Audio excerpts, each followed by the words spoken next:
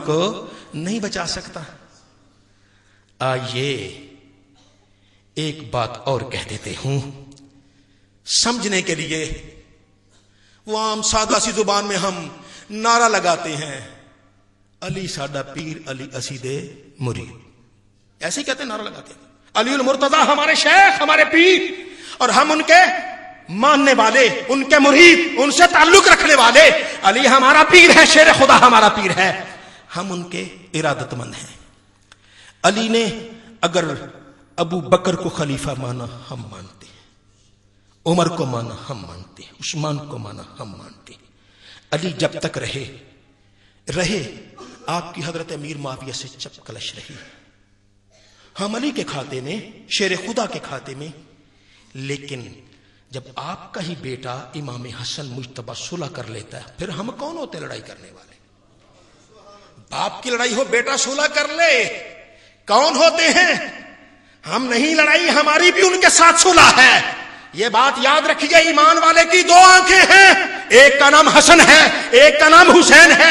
امیر معاویہ کو ہم حسن کی آنکھ سے دیکھتے ہیں، یزید کو ہم حسین کی آنکھ سے دیکھتے ہیں۔ اگر حضرت امیر معاویہ کے معاملے میں حسن صلح کرتا ہے، ہماری بھی صلح ہے۔ یزید کے معاملے میں حسین اپنی جان قربان کر دیتا ہے، ہم بھی یزیدیوں کے مقابلے میں جان قربان کر دیں گے، کبھی کسی یزیدی کے ہاتھ میں ہاتھ نہیں دیں گے۔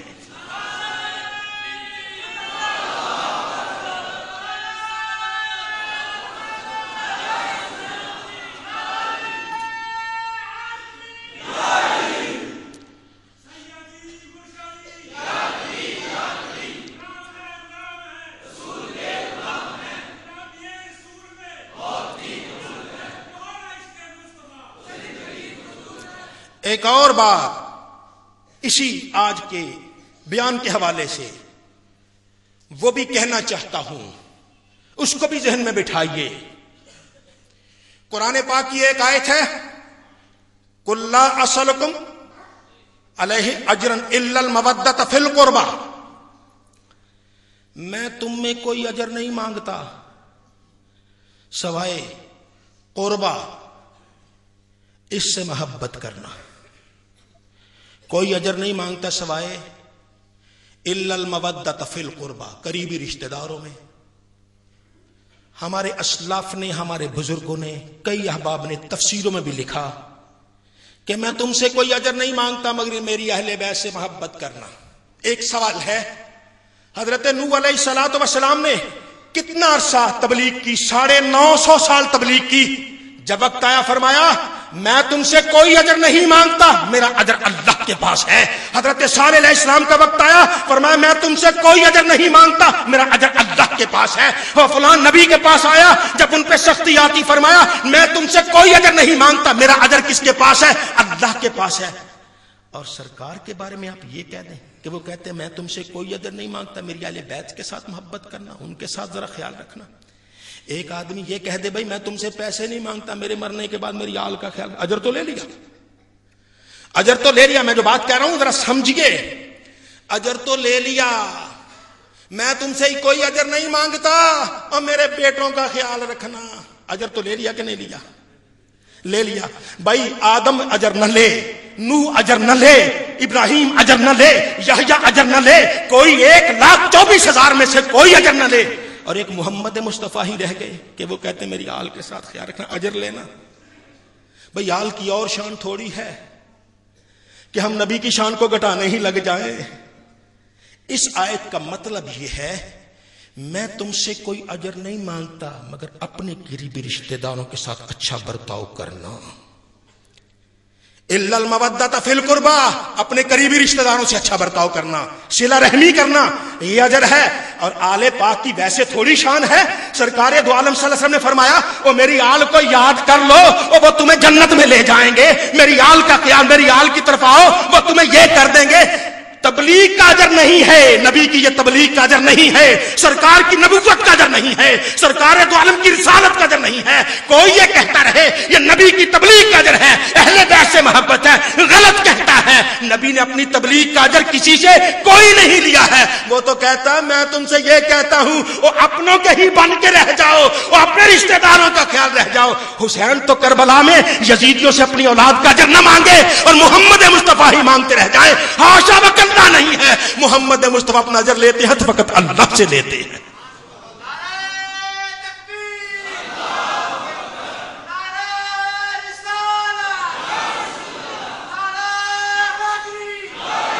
اس کا یہ میں نے ایک اور نقطۂ نظر سے حق بات کہی ہے, اور سرکار دو عالم صلی اللہ علیہ وسلم کے اس تبلیغ کے اجر کو میں نے جو غلط رنگ ہے اس کو صاف کیا ہے. ورنہ اہل بیت اطہار, میں کہتا ہوں جس کی قبر پر ان کی قدموں کی ذرا سی دھول آ جائے رب سے بے گناہوں کو معاف کر دیتا ہے. اہل بیت اطہار, اور جس کے لیے دعا کر دے کوئی اہل بیت کو, وہ تو جنتی ہے, جنتی جوانوں کے سردار ہیں. سب کچھ ہونے کے باوجود نبی کی تبلیغ کا اجر نہیں ہے. ایک اور بات ضمن عرض کرتا جاؤں, یہ بھی آج بھی ہمارا یہ دور ہے, جب کوئی سیاسی آدمی دوسرے کے حق میں بیٹھ جاتا ہے اس پر پیسے کا الزام لگتا ہے. پیسہ لے کے بیٹھا ہے. کسی کے حق میں کینڈیڈیٹ بیٹھتے ہیں یہ پیسہ لے کے بیٹھا ہے, یا کسی پہ لگائیں گے اخلاقی الزام لگا دیں گے. جی کسی مولوی صاحب کو مسجد سے فارغ کرنا ہو, آسان نسخہ ہے, 2 الزام لگا دو, پیسے کا لگا دو یا اخلاقی الزام لگا, مولوی صاحب کو فارغ کر دو. اور مولوی صاحب جو مسجد کا گلہ کھا گیا, مولوی صاحب کے جو فلاں کے ساتھ تعلق تھے, جو 15 سال تمہاری مسجد میں تمہیں اللہ اور اس کے رسول کی باتیں بتاتا رہا, کیا وہ اتنا ہی رہ گیا کہ تمہارے گلے ہی توڑے گا؟ رب اسے اور تھوڑا دیتا ہے. جو نبی کے مصلی کا وارث ہے رب اسے محروم تھوڑا رکھتا ہے. جو نبی کے ممبر پہ بیٹھا ہے اسے نہیں جانتے. حضرت شاہ ولی اللہ رحمت اللہ تعالی درس حدیث دیتے, بھوک آ گئی, فاقہ آ گیا, 2-3 دن کے بعد ایک آدمی پیالہ لے کے آ جاتا ہے دودھ کا. کہتے ہیں کیا؟ جی یہ ہدیہ ہے, تحفہ ہے. آپ لبوں سے لگا لیتے ہیں شکریہ, یا مولا تیرا شکر ہے, پی جاتے ہیں. رات کو سوتے ہیں مدینے والا آ جاتا ہے. فرمایا اے ولی اللہ وہ دودھ کہاں سے آیا تھا پتہ ہے؟ یا رسول اللہ میں تو 3 دن کے فاقے سے تھا, میں نے پوچھا ہی نہیں. فرمایا وہ میں نے بھیجا تھا. اور نبی کے مصلی اور ممبر کے وارثوں کو محروم مت سمجھنا. اللہ کا ارشاد فرماتا ہے, رب کا ارشاد گرامی ہے, جو میرے نبی کے مصلی اور ممبر کے وارث ہیں, جو تبلیغ دین کا فریضہ سر انجام دیتے ہیں. جاہل لوگ یحسب الجاہل اغنیاء, جاہل انہیں مالدار سمجھتے ہیں. کیوں؟ کہ یہ کسی سے کچھ مانگتے نہیں. تعرفہم فی وجوہ, اے میرے محبوب آپ تو ان کی شکلوں سے نہیں جانتے. کیا ایک ممبر پہ بیٹھنے والے کے لیے اتنی سعادت کافی نہیں کہ اس کا نبی اسے جانتا ہے, اس کا رسول اسے جانتا ہے, اور اسے خیرات آتی ہے تو مدینے کے تاجدار سے آتی ہے, اللہ کے نبی سے آتی ہے. تو اسی طرح جب کوئی کسی جگہ کو صلح ہوتی ہے تو دوسرے لوگ جن کی فطرت میں ذرا لڑائی ہوتی ہے برداشت نہیں کر سکتے, الزام لگاتے. اسی طرح امام حسن مجتبیٰ پہ الزام لگا, نبی کے شہزادوں پہ الزام لگا کہ انہوں نے حضرت امیر معاویہ سے اپنے قرضے بھی معاف کروائے, لاکھوں درہم و دینار لیے. میں کئی سال تک ان روایتوں کو دیکھتا رہا, مجھے ایک بھی سچی روایت نہیں ملی ہے. کسی کے پاس سچی ہو تو لے آئے, اور ایک سچی نہیں. اہل رسول کا دامن, آل رسول کا دامن ان چیزوں سے خالی ہے. وہ ایوب خان کے دور میں ایک مرتبہ ایسے ہوا, چاند نظر آ گیا. جی اس وقت ایسے ہوتا تھا, وہ کہتے جمعے کی 2 عیدیں ہو جائیں تو گڑبڑ ہو جاتی ہے. چاند نظر آ گیا. جی کہاں؟ جی پشاور نظر آیا. جی چلتے جی پشاور آپ کو, جی آگے نظر آیا. جی آگے نظر آتے, جی آگے, جی آگے چلیے. جی وہ ایک دور چلے گئے پہاڑی علاقے میں, اس کو نظر آیا. جی تجھے نظر آیا. جی مجھے نظر آیا. دیکھا اس بیچارے کی ایک آنکھ ہی نہیں ہے, اور جس کی ایک آنکھ نہیں اسے چاند نظر آ گیا. باقی پورے ملک کے کروڑوں افراد کو چاند نظر نہیں آیا.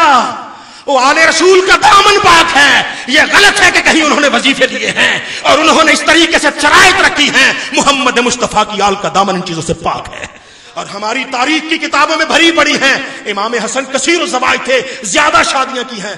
ایک میں آتا 70 شادیاں کی ہیں, ایک میں آتا 2000 شادیاں کی ہیں. اور دوسرا غلط الزام تو لگا نہیں سکتے تھے, یہ کہہ دیا کہ 200 شادی کی ہے جی, یہ 1000 شادی کی ہے جی.